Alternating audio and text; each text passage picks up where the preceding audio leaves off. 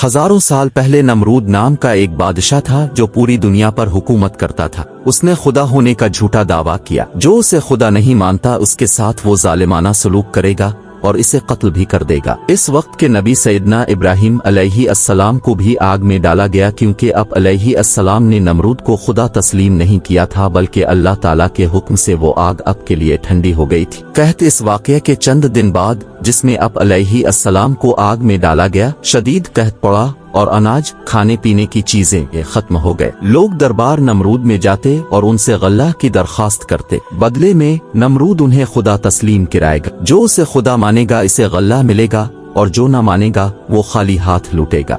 सैयदना इब्राहिम अलैहिस्सलाम भी गल्ला लेने के लिए नमरूद के पास गए। नमरूद ने पूछा, तुम्हारा रब कौन है? आपने जवाब दिया, मेरा रब वो है जो मर्दों को जिंदा करता है और मौत देता है। ये सुनकर नमरूद ने कहा, मैं भी ये ताकत रखता हूँ। ये कहकर हुक्म दिया कि 2 कैदी लाए जाएं। उसने इनमें से एक को छोड़ दिया और दूसरे को मार डाला। नमरूद की इस हमाकत को देखकर सैयदना इब्राहिम अलैहिस्सलाम ने फरमाया, मेरा रब सूरज को मशरिक में तुलू करता है, अगर तो खुदा है तो सूरज को मगरिब में तुलू कर दे। ये सुनकर नमरूद हैरान हुआ और उसका जवाब न दे सका। थोड़ी देर बाद इसने अपनी शर्मिंदगी दूर करने के लिए कहा, मेरे पास दाना नहीं है, जाओ अपने रब के पास जाकर गल्ला मांगो। अनाज का थैला वो अलैहिस्सलाम नमरूद के दरबार से निकलकर अपने घर चला गया। रास्ते में अलैहिस्सलाम ने रेत का एक टीला देखा। अलैहिस्सलाम ने टीले से इसी रेत से एक थैला भरा और अपने घर वालों को खुश करने के लिए लेकर सो गए। जरा अल्लाह रब अल इज्जत की शान देखें।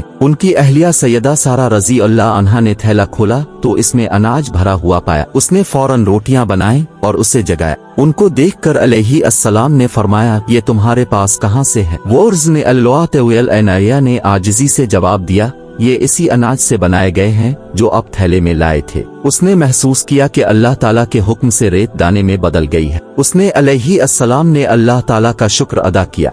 दूसरी तरफ अल्लाह ताला ने एक फरिश्ता को इंसान की शक्ल में नमरूद की तरफ भेजा। फरिश्ते ने कहा, तुम्हारा खुदा कहता है तुम मुझ पर ईमान लाओ, मैं तुम्हारी बादशाही को कायम रखूंगा। नमरूद ने कहा, कौन सा खुदा? सिर्फ मैं ही खुदा हूँ। फरिश्ते ने दूसरी बार और फिर तीसरी बार वही कहा, लेकिन नमरूद ने हर बार इनकार किया। नमरूद की इस नाफरमानी के नतीजे में अल्लाह ताला के हुक्म से नमरूद के लश्कर पर मच्छरों का लश्कर मुसल्लत हुआ। मच्छरों के लश्कर ने फौज के तमाम लोगों का गोश्त खाया और उनका खून पूरी तरह चूस लिया, सिर्फ हड्डियां रह गईं। मच्छरों की तादाद इतनी ज्यादा थी कि सूरज की रोशनी नजर नहीं आती थी। नमरूद सिर्फ ये हौलनाक मंजर देख सकता था मगर कुछ नहीं करता।